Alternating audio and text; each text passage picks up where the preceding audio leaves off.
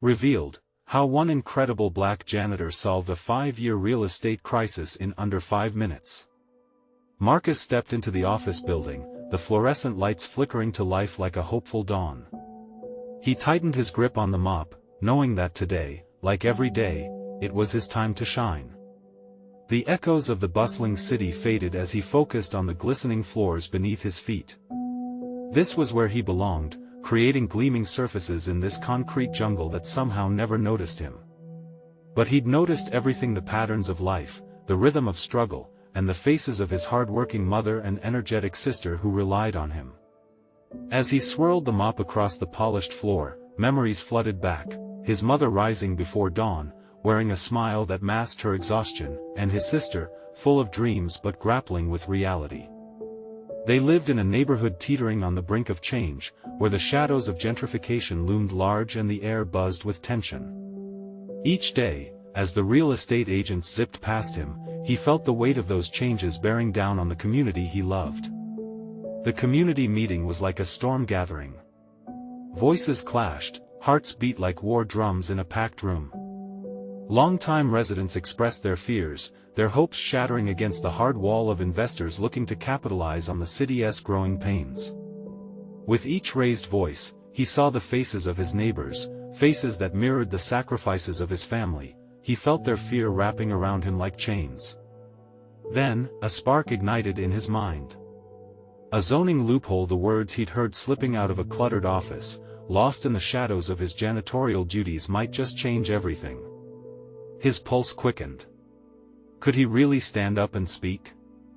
Would his voice, often unnoticed, always unheard, carry enough weight to pierce through the chaos? Before we continue, I need to let you know about something important that's happening. YouTube has been making changes to the system and many people are losing notifications from channels they follow. If you're enjoying the content, hit that bell and mark all notifications so you don't miss the next videos. And if you can drop a like, it really helps me with reach. Seriously, it makes a difference. Oh, let me know in the comments where you're watching from. I'm always curious to know who's on the other side of the screen. Now let's continue. With a deep breath, Marcus stepped forward. The crowd shifted, their eyes narrowing in skepticism. He felt their doubt wash over him like ice-cold water, chilling him to the bone. Yet there was fire in his heart, a burning desire to see justice for his people. He laid out the plan, words flowing with passion and purpose. Together, we can leverage this loophole, we can fight back, and we can stand our ground, he declared, his voice shaking, the weight of disbelief hanging in the air. Silence fell as the gravity of his words sank in, faces shifting from doubt to curiosity. But doubt still loomed like a dark cloud overhead. How could a janitor like him lead them? He could almost feel eyes boring into him, waiting for him to falter. He thought back to his mother's strength, the sacrifices of his family echoing in his mind, grounding him. Would they see him? Would they follow his lead? As the murmurs of hope began to rise, Marcus's heart raced. Could he truly be the bridge that united their fears into a collective fight for justice? The room held its breath, teetering on the edge of change, with the weight of a community's future resting on his shoulders. Would they rise with him, or would they let fear silence their aspirations? The answer hung like a question mark in the charged air, leaving the outcome uncertain but filled with the possibility of a fight worth waging. Marcus stood before the crowd, their eyes wide, anticipation mingling with uncertainty. He knew he had taken a risky step, and the murmurs rolled like thunder between them. A janitor, him standing up, demanding change. The thought sent a wave of anxiety through him. What if he stumbled? What if they laughed? But the vision of his sister's bright smile pushed him forward. He cleared his throat, heart pounding like a drum. Look, I know I'm just the janitor. I mop floors and scrub toilets. But this community, our community, this is worth fighting for. He glanced around the room and saw nods of agreement. Hopes ignited like sparks in a dark night. Do you remember the park by Pine Street? The one they want to turn into luxury condos? That land was where we played, where our kids laughed and our parents gathered. His voice grew stronger with each word. This loophole can protect it. We can stop them before they erase our homes, our childhoods. We can stand together. A wave of emotions rippled through the crowd. He saw a mother holding her child, fear etched on her face. An elderly man stood with clenched fists, his brow furrowed in worry. They felt it too, the pain of losing something irreplaceable. An older woman in the back shouted, "Nobody's listened to us before. Why would they listen to you?" Marcus took a step towards her, meeting her gaze. "Because we are not just any voices. We are the heartbeat of this neighborhood. When we stand together, we have power. They can't ignore us if we are united." His voice rang out, trembling yet determined. More murmurs raced through the room, their energy shifting from doubt to silent agreement. A young man, his arms crossed, began to nod. "He's right. We've got to try. What do we have to lose?" With those words, the air crackled with newfound energy. Marcus felt himself grow lighter, emboldened by their willingness to fight back. "Let us come together. I'm not a politician or a businesswoman, but I see what you see. I know our stories." A hand shot up. "So what's the plan?" It was a soft voice among the growing courage, yet it anchored the conversation. Marcus opened his mouth, and the outline of a plan began to form. "We need to dig deeper, research this loophole, rally support from our allies. We can make a stand at the zoning board meeting next week. We will show up together, armed with knowledge, ready to fight." He sensed the room's determination building with every word, like a wave ready to crash. But still, doubt flickered in the corners of his heart. Could they actually pull this off? Just then, a small voice from the back spoke up, barely a whisper at first. "What if we fail?" "Failure?" Marcus echoed, his heart racing again. "What if we don't? What if we win? Our community deserves a chance." He planted that seed of hope firmly in the hearts of the crowd. As the energy lifted, he felt a hand on his shoulder. It was Mariah, his sister. Her eyes sparkled with pride, and in that moment, he felt invincible. "I believe in you, Marcus," she said softly. With the crowd rallying around him, the tension eased. Laughter bubbled up from a gathering of neighbors, and slowly, one by one, they began clapping. Each clap was a commitment, a pledge to fight for what they cherished. But as the cheers grew louder, a shadow passed over Marcus's face. What if the investors discovered their plan before they could act? He opened his mouth to voice his concern, but the words caught. Would mentioning his fear threaten the momentum they had built? "Next week, we prevail," he declared, eyes gleaming with urgency and a hint of unease. "Let us meet tomorrow to share what we uncover. Together, we are unstoppable." The roar that followed ignited a hope he had never felt before. As he stepped down, a rush of excitement filled the room, yet Marcus couldn't shake the gnawing doubt. Would they really pull it off? As the crowd began to disperse, a sense of purpose stirred within him. His phone buzzed in his pocket, an unknown number. Should he answer it now? The future of his community hung precariously, poised on the edge of chaos and hope. Would this call change everything? Marcus hesitated, feeling the weight of that buzzing phone against his thigh. He wanted to ignore it, to stay grounded in the moment, but the nagging curiosity consumed him. People were still laughing and chatting, energized by the meeting, but beneath the joy lingered the reality of their circumstance. He stepped aside, pulling the phone out with trembling fingers. "Hello?" he said, trying to maintain a firm voice. "Mr. Lawson?" The voice on the other end was crisp and formal, a stark contrast to the warmth of the crowd. "Yes, that's me. I'm with Presscoat Development. I need to discuss some matters concerning the Pine Street land." Marcus's heart dropped. The developers had caught wind of their plan. His pulse raced as he took a breath, mentally preparing for the confrontation. "What do you want?" he asked, trying to mask the dread creeping into his tone. "We're interested in your group's intentions for that property. We have plans that go forward next week, and we don't want any misunderstandings," the voice continued. There was something eerily calm about it, almost as if it came from a predator sizing up its prey. "I'm not interested in your plans," Marcus replied, his grip tightening on the phone. "We're fighting to protect our home, our community." There was silence on the other end, and Marcus could practically hear the man smile. "You're a brave man, Mr. Lawson. But bravery won't stop progress, and the law is on our side." "Not if I have something to say about it," Marcus countered. The urgency in his voice surprised him. It felt good, almost invigorating. "Let us hope you find a way to make your voices heard, then," the man said, his tone oozing condescension. "But don't get your hopes up. Money talks, and your community." He trailed off, leaving the implication hanging in the air. "Don't think you can intimidate us." Marcus shot back, but the line went dead before he could finish. All that was left was the dial tone ringing in his ear. With a shudder, he pocketed the phone, running a hand over his face. Heart still racing, he stepped back into the crowd. Laughter filled the room, but the fear lodged in his chest drowned it out. He needed to share the call, needed to prepare them for a fight that had just escalated. "Hey, everyone!" he called out, raising his hands. The noise dimmed, and all eyes turned to him.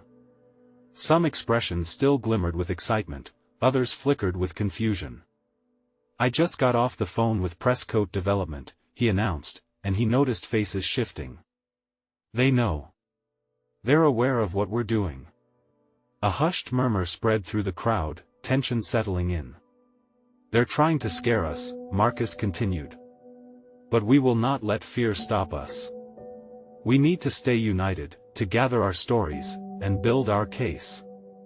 A tall man with a lined face stepped forward. "What if they try to buy us out? What if they come after us?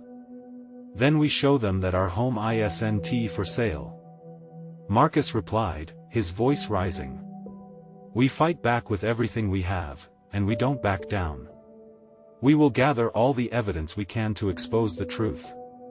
Marcus felt the fire in the room rekindle, strength rising from the ashes of fear.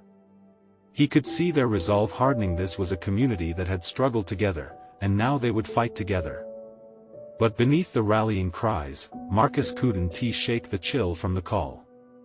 If they were to succeed, they needed to be smarter, faster, new strategies, sharp ideas.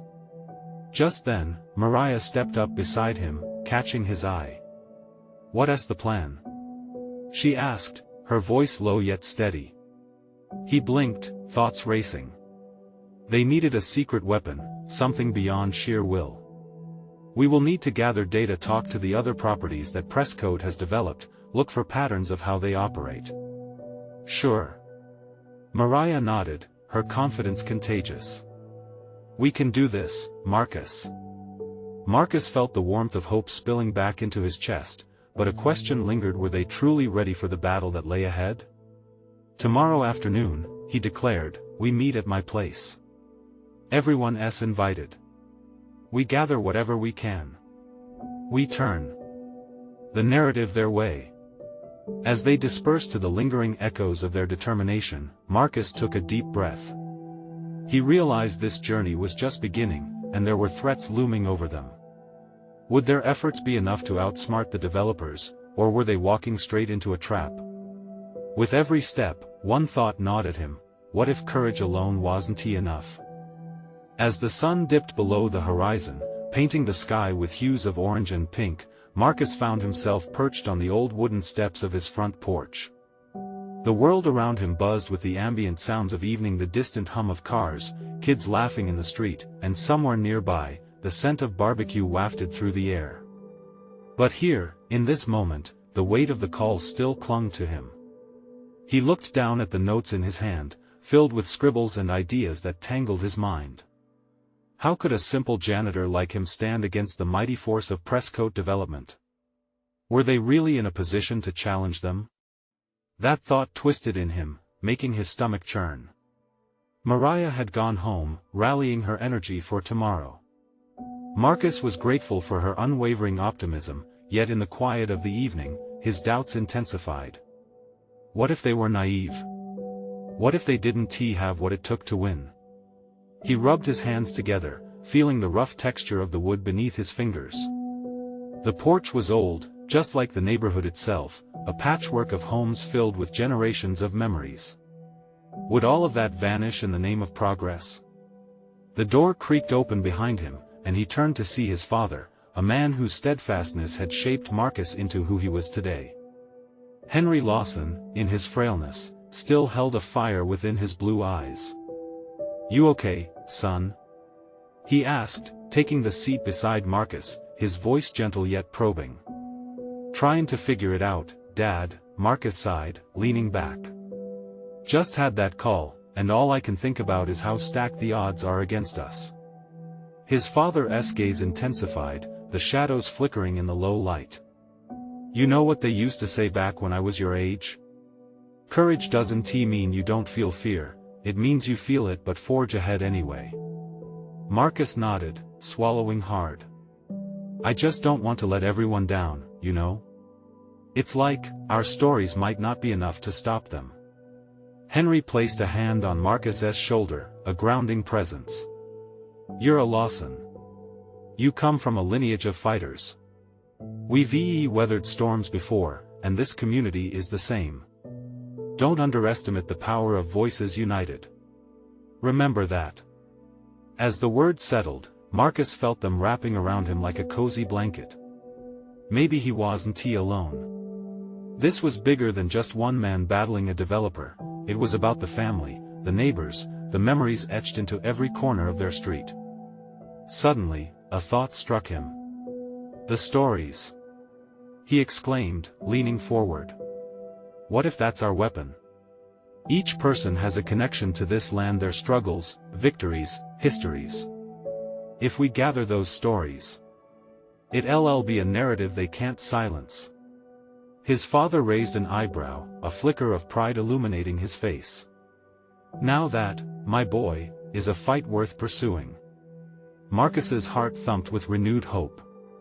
"Tomorrow, we can set up interviews, share our stories, collect everything.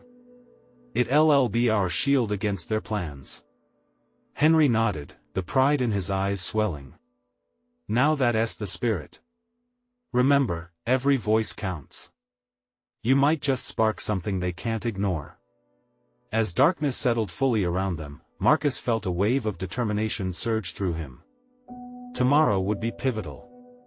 But as he stood to head inside, one thought lingered, a stubborn question refusing to fade: how would they convince the city's leaders to listen to their stories? The journey ahead was daunting, but Marcus was ready. Still, a new tension gripped him. What if they wouldn't listen? That uncertainty loomed like a shadow, nudging him forward into the challenges that awaited.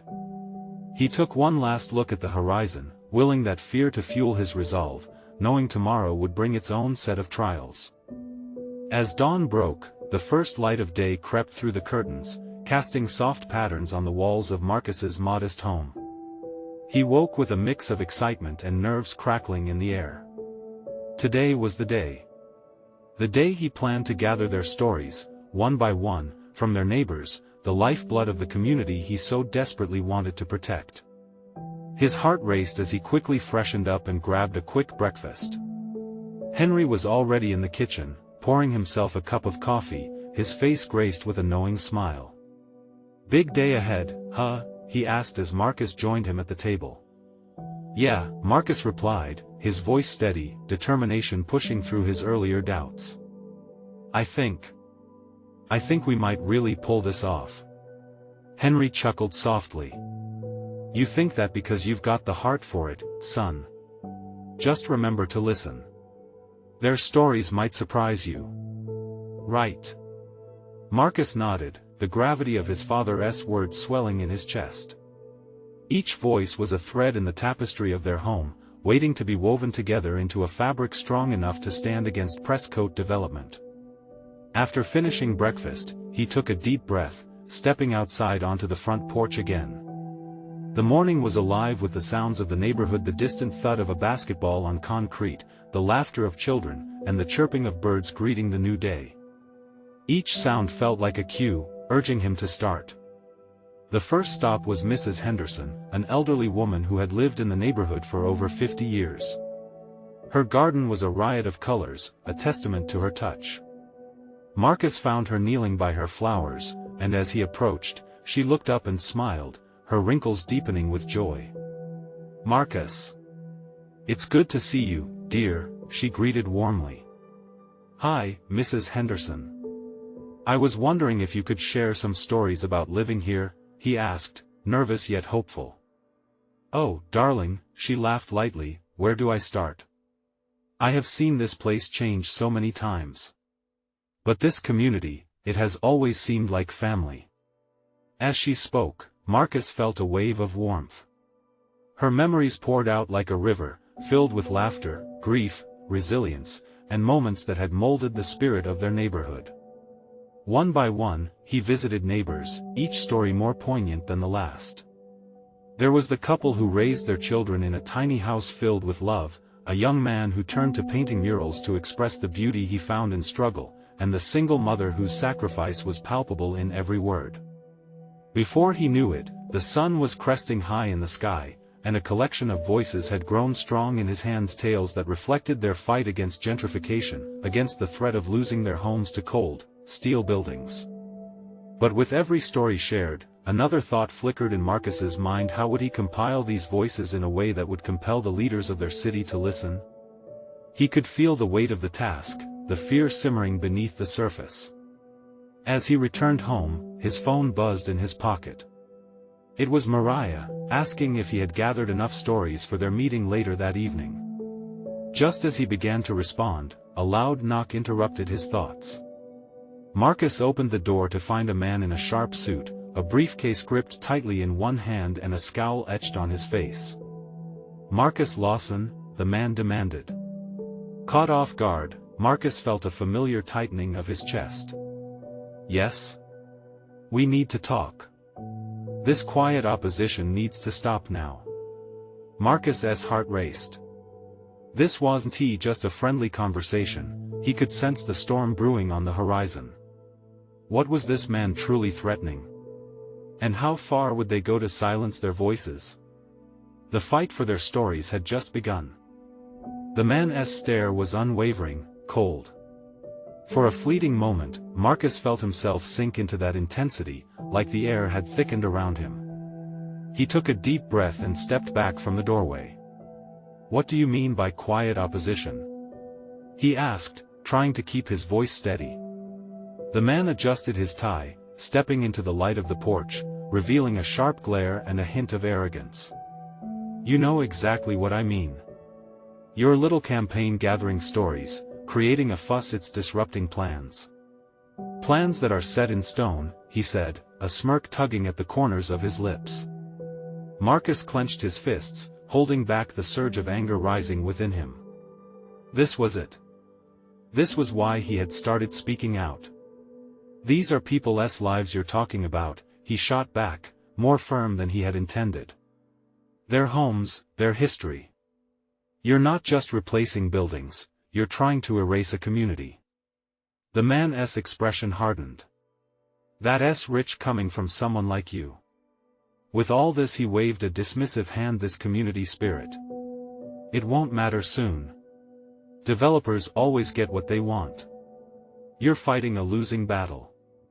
Frustration simmered in Marcus's chest, but beneath it was something deeper, a flicker of fear. He could feel the weight of the threats hidden in the man's words. "What are you going to do about it?" he pressed defiantly. "I'm not here to discuss this further, Marcus," the man replied, an edge of impatience creeping into his voice. "But know this, if you continue this nonsense, you're going to find out just how much power we hold." With that, he turned on his heel and strode down the porch steps, leaving Marcus standing there, heart hammering. He felt shaken. The day had started with promise, but now shadows loomed over it. That meeting tonight with Mariah felt more crucial than ever. Gathering stories wasn't just about archiving the past, it was a lifeline in a battle that had suddenly shifted to a much more dangerous ground. With a newfound urgency, he sank into the kitchen chair where his father had been just hours ago. He stared at the empty coffee cup, lost in thought. How could he convey the stories he'd gathered? What power did they hold against a threat like the man in the suit? But something stirred inside him, a spark igniting his determination. He reached for his notepad, pages already filled with quotes and notes from his neighbors. Mrs. Henderson's tales, the couple's love story, and the artist's colorful murals, they weren't just good memories, they were weapons. Weapons he needed to forge into something that could protect them all. When his phone buzzed again, he startled. It was Mariah asking where he was. He texted back quickly, suggesting they meet early to brainstorm. Maybe they could find a way to plant seeds of hope among fear and anger. As he stepped outside again, the evening air felt heavy with tension, but something else lingered, a thread of hope weaving through the community. He hoped they could stand together because the stories mattered, and so did they. The fight wasn't just for a neighborhood, it was for the fabric of a shared future. As he headed toward the meeting, he was met by a group of kids playing on the street, their laughter ringing out pure and carefree. For a moment, the weight on his shoulders lightened. The fight didn't just belong to him, it belonged to everyone who called this place home. But just as he rounded the corner, he noticed a group of men by the construction site. They were watching, their mean eyes glinting with a promise of trouble. Marcus's heart quickened. What were they doing so close to his neighbors? The stakes were rising, and as he approached the group, instinct pulled at him. What would happen if he stood up to them? Would it provoke more anger, or could it spur a collective strength? He took a deep breath, ready to find out. Marcus stepped forward, his heart pounding fiercely against his ribs. The group's attention shifted, their eyes fixated on him, and a tense silence fell. He straightened his shoulders, summoning every ounce of courage swirling inside him. "Hey," he called out, forcing a casual tone into his voice. "What are you guys doing?" The men exchanged glances, their faces hardened, measuring him up. One of them, a burly figure with a scar running down his cheek, took a step closer. "What's it to you, kid? Just checking up on things." The bravado dripped from his words, taunting. Marcus swallowed hard. "This is our neighborhood. You've got no business here. If you're just checking up, how about you leave?" That earned a sneer from the scarred man. "Leave? This is our site now. You should worry about your little campaign instead of us. We don't need a do-gooder poking around." Marcus felt a swell of anger rising again, but this time it fueled him. "You think you can just bulldoze over us? We're not going to sit by silently while you destroy our community. We are strong together." There was a ripple of surprise among the men, mirroring the spark igniting in Marcus's chest. Could it be that standing up like this could inspire them? Perhaps they would see how serious he was. "Look, kid," the man with the scar said, his tone softer yet still laced with contempt. "You don't know what you're dealing with. Get lost before you regret it."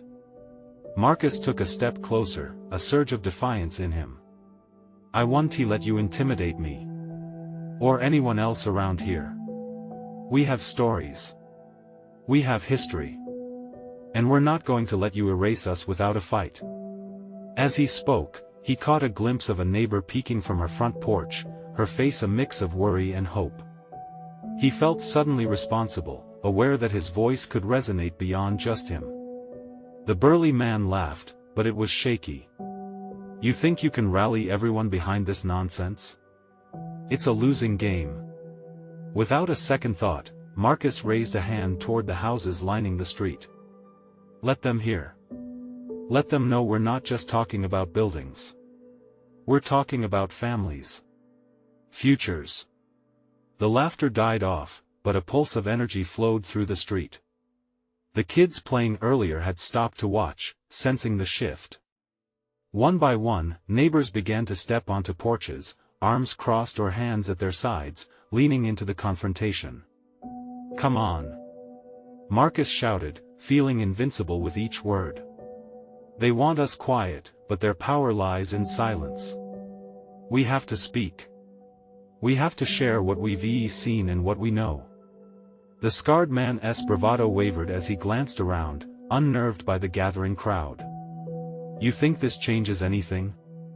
You think telling old stories will stop progress? Progress? Marcus replied, voice steady. Is destroying lives progress? Is ripping families apart something we should accept? We can fight back with our stories, our memories. These buildings hold our lives, and they won't just disappear. For a moment, the air shifted. A murmur began in the throng of neighbors, wary but intrigued. They were feeling something Marcus had ignited, hope. The burly man spat onto the ground, anger radiating from him. You think you can scold us like some schoolteacher? This isn't over. But Marcus felt that electricity in the crowd, something had changed. For the first time, he wasn't alone in this fight.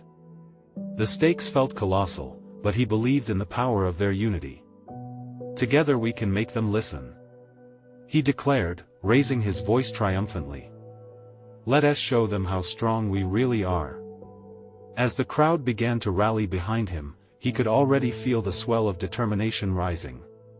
But in the distance, he saw more trouble approaching, cars pulling up, shadows lengthening against the setting sun. What would they do now? Would the gathering swell of courage hold against the looming threat? As Marcus stared down that uncertain path, the anticipation hung in the air. Marcus's heart raced as headlights cut through the evening gloom, illuminating the faces in the crowd. He sensed the tension shift, a collective holding of breaths as the cars rolled to a stop.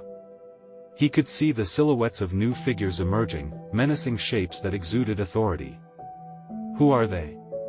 A voice whispered from the crowd, panic tinging the whispered question. Just a couple of suits, Marcus replied, trying to sound confident. But they don't intimidate us. Not anymore. The crowd shifted uneasily, the energy wavering like a candle flame in the wind. He could feel doubt creeping in, but Marcus wasn't about to let it take hold. Stay together, he shouted, his voice cutting through the murmurs. This is our home, our fight. Remember what we're standing for. The men in suits stepped forward. One of them, a tall man with slicked back hair and a briefcase, surveyed the gathering with a dismissive glance, as if Marcus and his neighbors were nothing more than a nuisance. What is going on here? He called out, feigning impatience. You all need to disperse. Now. Not until you tell us what you plan to do to our neighborhood, Marcus shot back. He could hardly recognize his own courage, but he pushed aside any lingering fear. You want to destroy our homes? Our lives? We deserve answers. The man with the briefcase smirked, looking back to his companions, and Marcus could feel their laughter radiate through the crowd, mocking the very heart of their resistance. But he could see determination starting to bubble among his neighbors. He wasn't alone after all. Look at this. The briefcase man yelled, gesturing at their gathering. A bunch of dreamers clinging to their past. Hope won't keep your home standing when we come through with bulldozers. Marcus's breath caught in his throat, the barbarity of the statement hanging in the air like a heavy fog. He moved to the front, raising his hands. You can bulldoze a building, but you can't crush our spirits. He saw heads nodding, faces tightening with resolve behind him. His words rang clear, igniting a spirit he had only hoped would surface.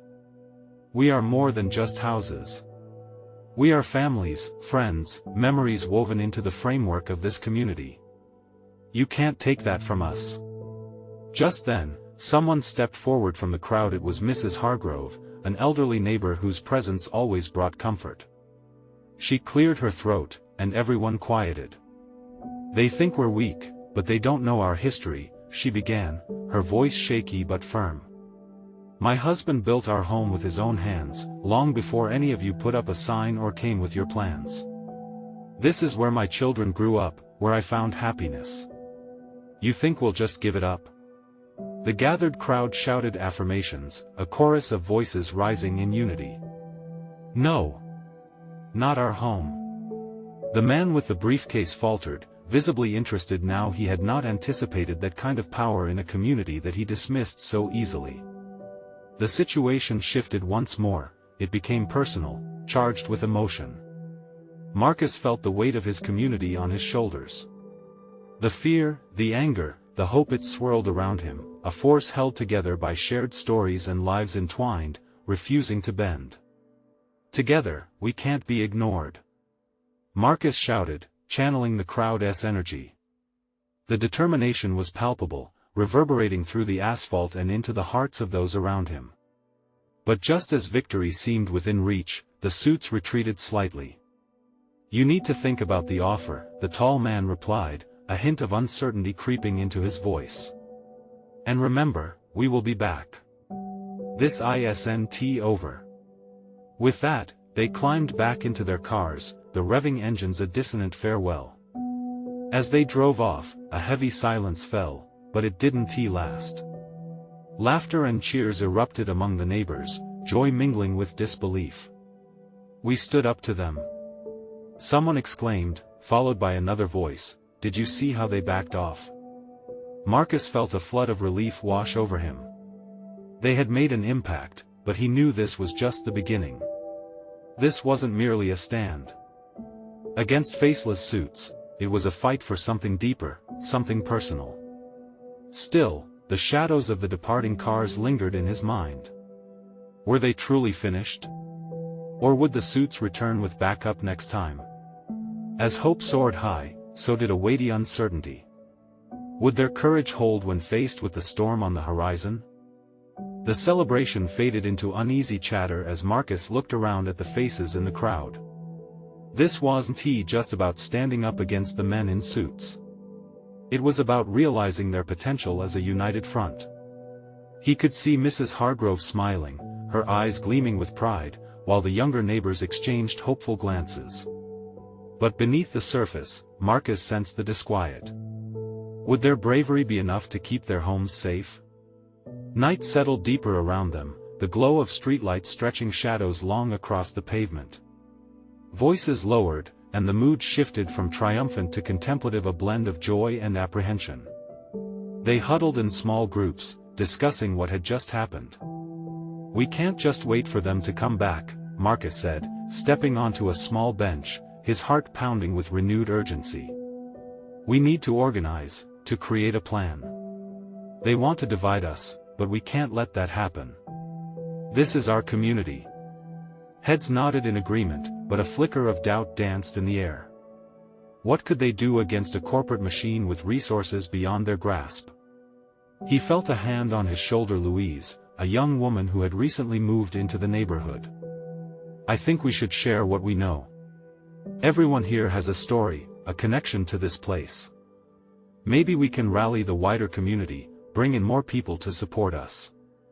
Make them realize we're more than just houses. The thought sparked something in Marcus. Exactly. We need a rally. A big one. Let us gather the stories of everyone here, show them that we stand as one. We'll project our voices louder than any bulldozer they can bring. Excitement ignited among the crowd again. We can put together flyers, reach out on social media. Someone shouted, their enthusiasm contagious. Before the night could end, plans began to swirl around them like leaves caught in a gentle breeze. They would share stories, bring in more allies, get the local press involved. The energy in the air shifted back to something vibrant and hopeful. But in the back of Marcus's mind, an unsettling thought sat uneasily. They had drawn the line in the sand, and now it felt like their very homes depended on a fragile thread of community spirit. Would that be enough? As the crowd slowly began to disperse, Marcus lingered a moment longer, staring down the empty street the suits had taken. His thoughts were interrupted by Mrs. Hargrove's voice, light but with an edge of concern. Remember, dear, fighting for our homes is a long journey. We can't lose sight of why we're here. He nodded, the weight of her words heavy as he watched neighbors drift away toward their houses, their silhouettes framed against the starlit sky.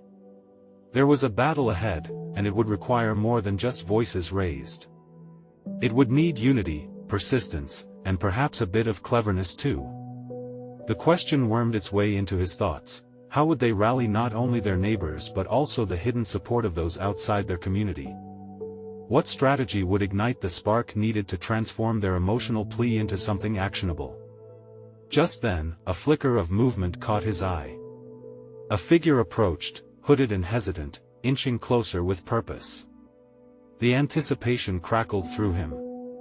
Who could it be, and what message did they bring? Marcus, the figure called softly, tension woven through their voice. I heard about what happened. I think I might have an idea that could change everything. As the figure stepped into the glow of the streetlight, Marcus recognized a familiar face: Jasmine, the outspoken woman from the local community college. She had been organizing protests and meetings long before he took up the mantle for their neighborhood. Her determination shone through even in the dim light, but there was something heavy in her eyes. What is it, Jasmine? Marcus asked, curious yet anxious. I've connected with some people who can help us, she said, her voice barely above a whisper, thick with urgency. Activists, local journalists, even a lawyer who specializes in community rights. They want to help you amplify your message. A rush of hope flowed through him. Really? How can they help? Jasmine smirked slightly, the corners of her mouth reflecting confidence. We need to arrange a rally. The more people we can pull in, the more pressure we can put on Presscoat development. But it has to be more than just us. It needs stories from all walks of life, those whose lives and histories will be shredded by their concrete plans. Marcus nodded, his heart pounding. Absolutely. We have to collect as many stories as we can and get them on record. We need everyone's voices, young, old, every experience counts. She agreed, enthusiasm bubbling up between them. We can start a social media campaign. Share videos, quotes, and memories. Catch the attention of the press. Jasmine laid out a timeline, and for the first time since confronting the suits, Marcus felt focused, a sense of purpose settling over their chaotic situation. If they could harness this energy, it would embolden their fight. They gathered the neighbors back together, newfound determination pulsing through their gathering. The air buzzed with excitement, people exchanged ideas, and fear was replaced with a shared vision. They would tell their stories, each voice a brick laid in the foundation of their resistance. Remember the stories we've gathered? Marcus prompted. Let us create a video montage. A visual representation of our community's heart, people who love this place, call it home. He could see the flickers of realization in their eyes. There was power in unity. They set dates, made plans, and created timelines.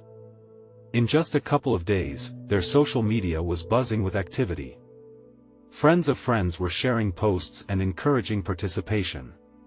The hope was infectious, and the support began to flow in from unexpected places: old classmates, nearby activists, folks curious about their cause. With each story collected, Marcus felt himself grow stronger.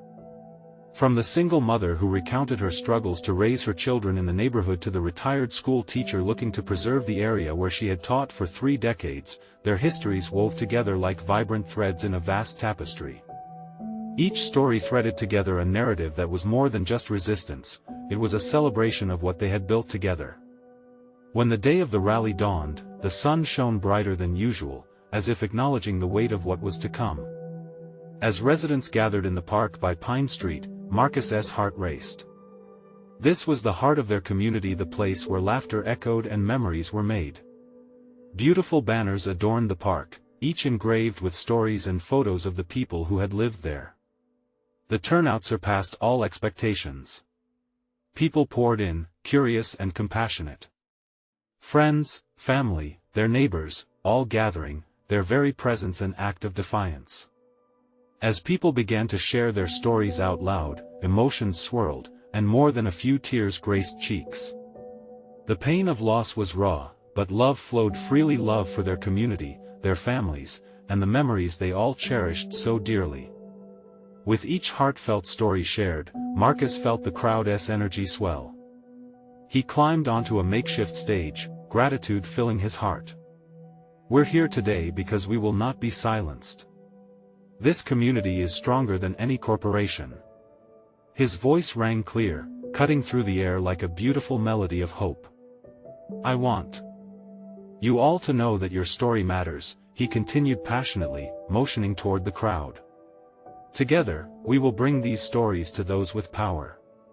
We can't let them write our narrative for us. The future belongs to us, and we will fight for it. The crowd erupted, cheers lifted into the air like a tidal wave. Marcus's heart soared. This was it. This was the moment they had worked for, the rallying cry they needed to confront the looming threat. He saw Jasmine, beaming with pride, organizing the press, ready to cover their message.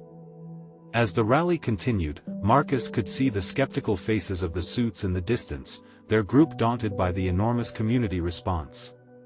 He felt invigorated by their presence, knowing that he aimed not just for themselves, but for everyone who had felt powerless.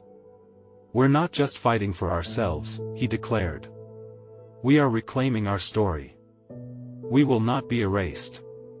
As the voices rose, a wave of strength rolled across the park, rippling through the crowd, filling each person with the warmth of belonging. The realization struck Marcus: their future was bright with possibilities, and it was each person's stories that would guide them through the darkest days ahead. Just as the rally began to wind down, Marcus felt hopeful, cautious optimism wrapping around him like a warm hug. Yet, he couldn't help but glance around. There was still much work to be done. Would the tides truly change? But as smiles spread across faces, infectious and genuine, he felt a sense of serenity wash over him. They had sparked something powerful today, they had ignited hope. They were a community standing tall, bravely facing the uncertainties ahead together. With hearts united, they could weather any storm. The battle was just beginning, but at this moment, they were victorious. Now, it's time to transform that victory into action. This isn't just the end of a chapter, it's a call to arms. If you found inspiration in Marcus's journey, you need to subscribe now. Hit that bell and mark all notifications. Don't miss what's coming next. Leave a like now to feed the algorithm. Your support makes a difference. Comment your thoughts about this triumphant end.